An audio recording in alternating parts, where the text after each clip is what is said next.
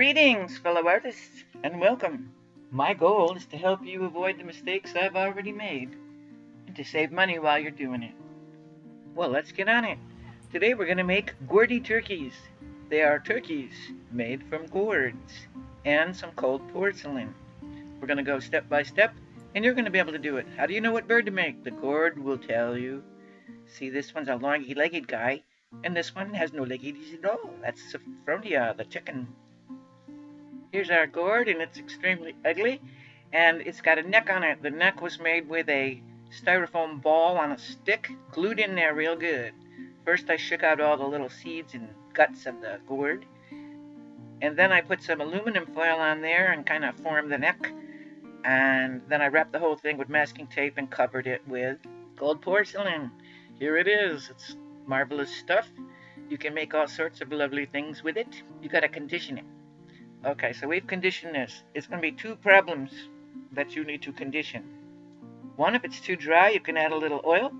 And if it's too sticky, you can add a little cornstarch, usually with a little makeup brush or something like that. Not much, not much. It's very sensitive. I live in Florida, and it's very sensitive to the humidity in the air. Well, I want his head to be rounder, so I've rolled this thing out here, and I'm going to put it on. The marvelous thing is that the gold porcelain sticks to the old cold porcelain really nicely, blends in really nicely.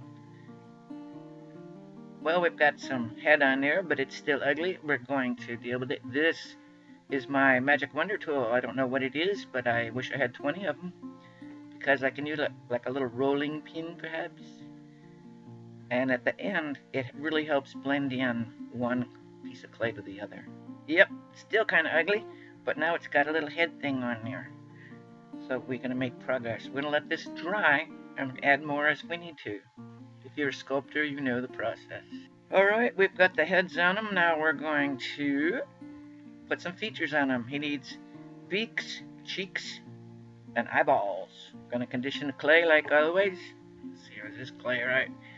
A whole lot of what you do, making flowers, whatever you're making, you're going to condition the clay. I don't use cutters and things. I just roll it out in my hand to the right shape. So we've got some roundy heads, and now he needs features. He needs beaks, cheeks, and eyeballs. We're going to go ahead and make the beak. Complicated organic shape, but you're a sculptor, so you can do it. Look at pictures of turkeys. Beaks. So here we go. We're going to... Clay's conditioned. We're going to roll it into a crude beakish shape. Yeah, that's looking like good clay. Now we're going to just roll one end a little bit more than the other. It's a process you can do for flower petals, leaves, things like that. Got to start somewhere. Here we go, a little beakish shape. Little beakish shape. All right, we're going to diddle around with this until it looks more like a beak, right? You know, you're gonna do the arty part now. The rest of it's been mechanical. You want to do very good mechanics so the whole thing doesn't fall apart on somebody. Artists should be craftsmen.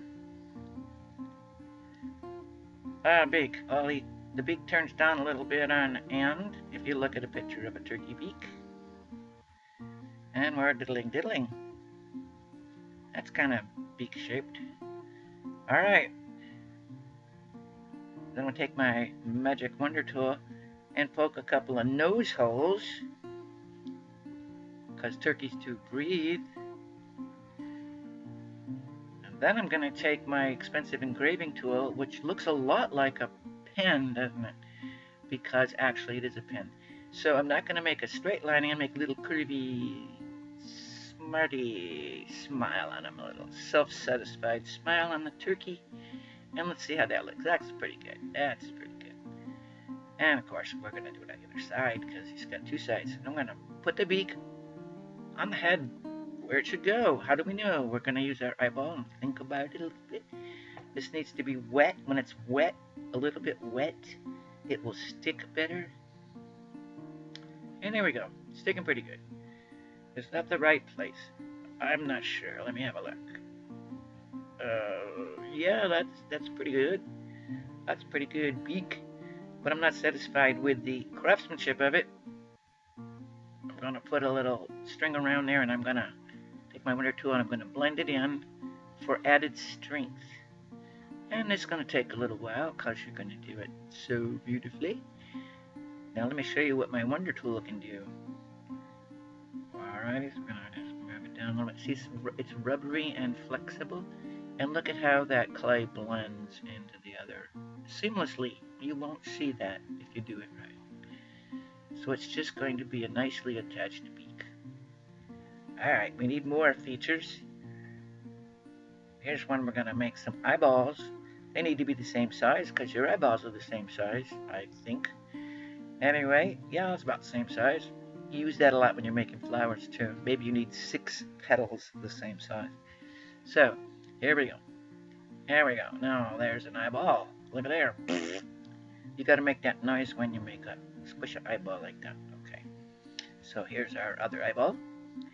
And we're going to make it nice and round. And then we're going to go. Okay, there's our other eyeball. You see, it's not perfect. We're going to make it a little more perfect later. As long as it's about the same size, you're pretty good. Fix the edges a little. Yeah, that'll work. Okay, eyeballs. Put the eyeballs on. Here's one with his eyeballs, cheeks, and beak on. And we're looking at that, and we see, well, it's not perfect. There's a little crack right there, but we're going to fix that later. We're going to let this dry. His features are now on. And there we go. While that's drying, these are palm fronds, dead. They're all over the place here in Florida. They're the leaves, which I use to make feathers. I have 3 turkeys to make, so kind of a lot of feathers. We just got some generic brown and white acrylic paint, and we're going to tone down the brown a little bit. And we're going to paint it just like you paint your bathroom wall. Not a big deal, except there's a whole heck of a lot of them. Give you a little life hack. Don't look at the whole thing you've got to do. Just look at what you're doing, and eventually you'll be done.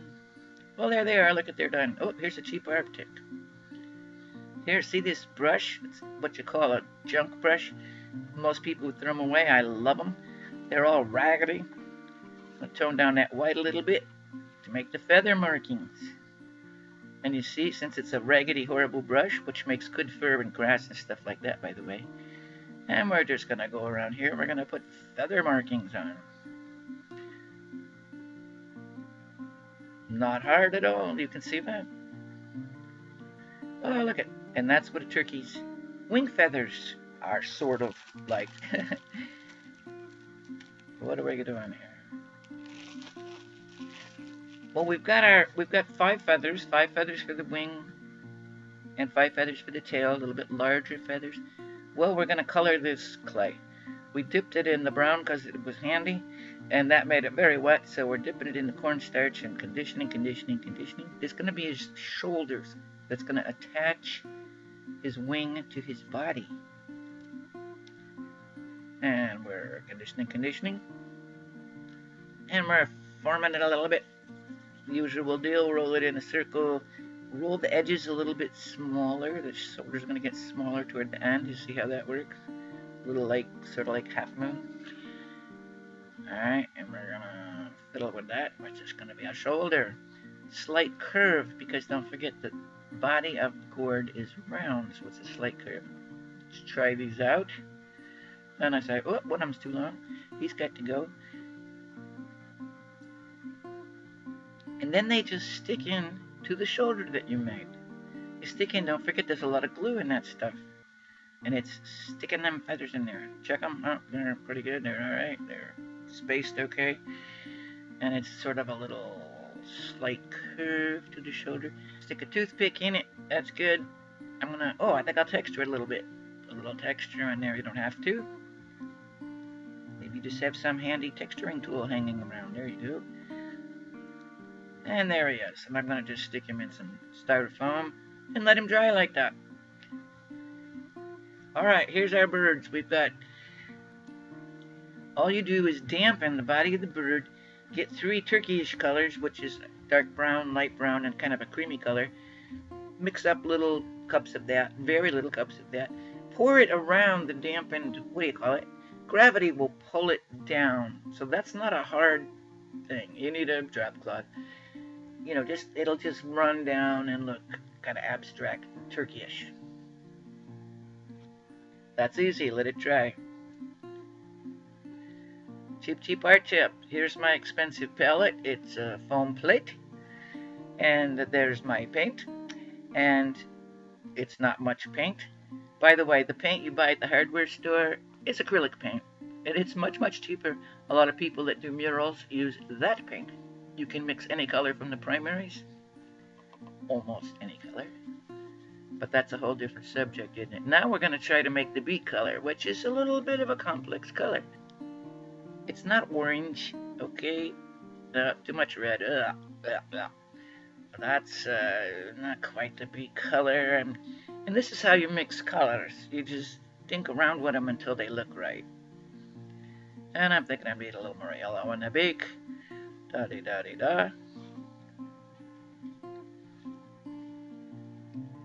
You can look at a picture of a turkey's beak and see what color it is. It might surprise you. It's not orange. It's not yellow. It's sort of this color, beak color. Oh, there he is. And then you're going to just paint that on there. Just like you paint your bathroom wall if your bathroom wall was shaped like a turkey beak. There he is. You're getting there. His eyeballs. Now the eyes need to be right in the middle of that, and the black pupil in the middle of that. And that's the hard part. I didn't even show that because I have to really be careful with that. That's the hardest part of the whole thing, I think. Oh, and he's got these warty... That's a sea sponge that's damp, and we're just, tappy and getting these little warty turkey things on them. Fortunately, they don't have a smooth neck, so it's a little easier. Oh, there's one. He's got his warty turkey things on. Then we need to go do these eyeballs very carefully, completely round right in the middle, and the pupil completely round right in the middle of the blue thing, or green thing, or brown thing. Here are the pilgrim hats, construction paper rolled around, and then construction paper glued on.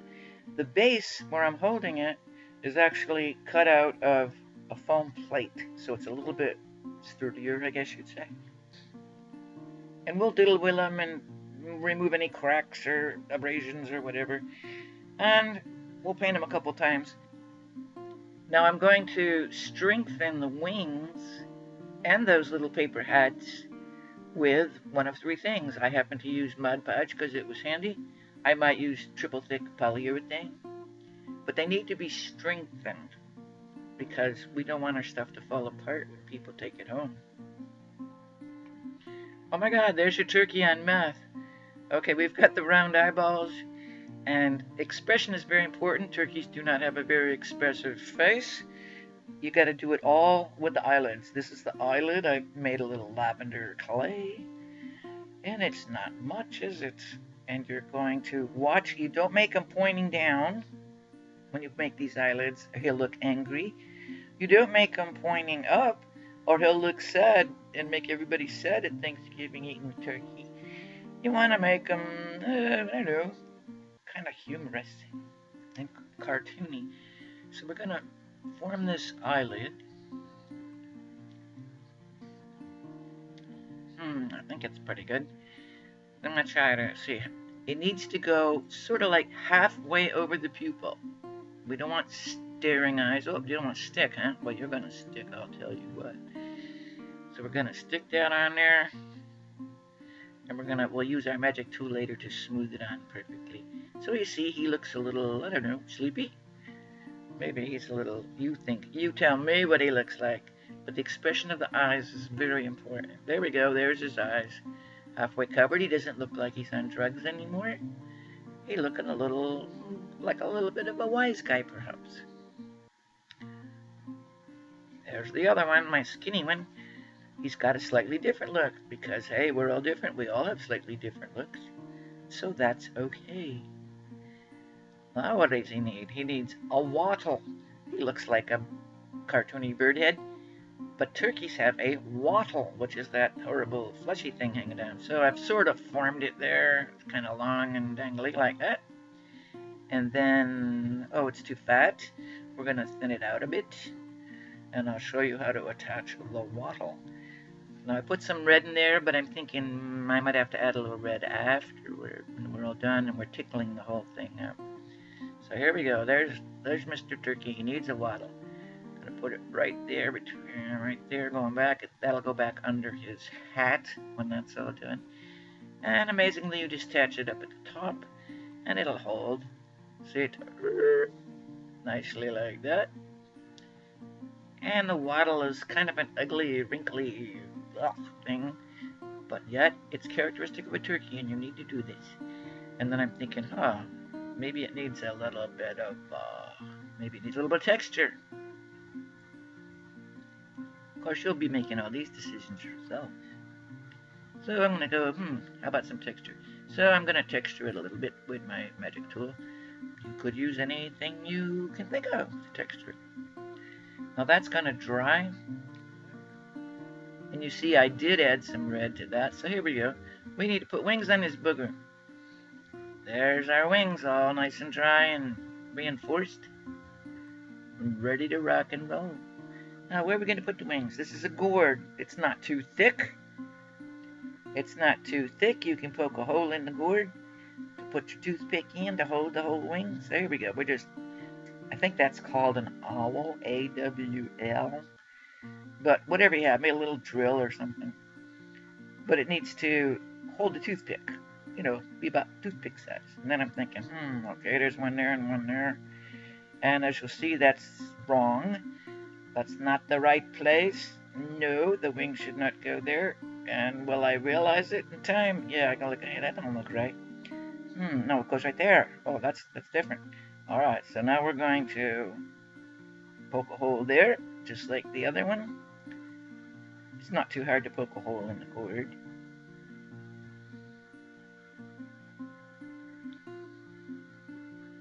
Alrighty then. We're going to glue them in, and we want them to be very solidly in there. What I use a lot of different adhesives. This happens to be JB Weld epoxy. One side's resin, one side's hardener. Epoxy doesn't become active until you mix the two together. So this is a 1-to-1 ratio. And it just squeezes into my little cup here. We don't need very much. And it dries very fast and hard as a rock. So I'm going to mix it together. I mix it about 50 times, I think, something like that. Mix it pretty good. Now, once it's mixed, it starts a chemical reaction, and it's going to dry pretty fast and pretty hard. Where's my other hole? Where did I put that? Alright, so there we go. Then I'm going to take my ring, and I'm going to add a little bit more to it, and a little bit to that curvy bottom part. So it will be pretty solid. And then we're going to put it in the hole, and I think I flipped that around. I didn't like the way that one was curving. I couldn't find the hole. Oops, where's the hole? And there we go, and I decided I didn't like that. I wanted it flipped around. So we're going to do it like that. Now you just balance in there, you little booger. That's why you don't want the hole to be too big. The whole thing will fall over. You want it to fit just nice. And I'm going like this. It's going to dry fast. And your glue's drying. You better get the other wing in there. Same thing. I put a little extra. There's the hole. A little extra on the bottom. It's an important part because anything that sticks out in a sculpture needs to be strong. This is just important mechanically. Making the eyes and the beak and all that. That was very, artistic. This is very craftsmanshipy. You don't want your stuff to fall apart on people. In fact, I will cover the whole thing with urethane Mod Podge, or sometimes epoxy, so that it'll be very, very sturdy. Well, here's the tail feathers. They're a little different in that they have white and black on them, which I just added with a Q-tip. Yep, it's ready. Put a hole back right in the middle of his hiney and stick that in there just the same way. You can let that dry. It won't take long, 10 minutes maybe. Oh, here's a cheap art tip. This stuff, I just have to tell you, you get epoxy on you, it'll drive you nuts and it's really hard to get off. They say use acetone, but this stuff is cheap and effective, and they're not a sponsor. And at the end, it's going to be all done and beautiful, and you're going to have 3 gourd turkeys. Aren't they cute? Hope this was helpful. If so, like, comment, and share. Thank you. Remember, it's not a screw up. It's a learning experience. And have a great week.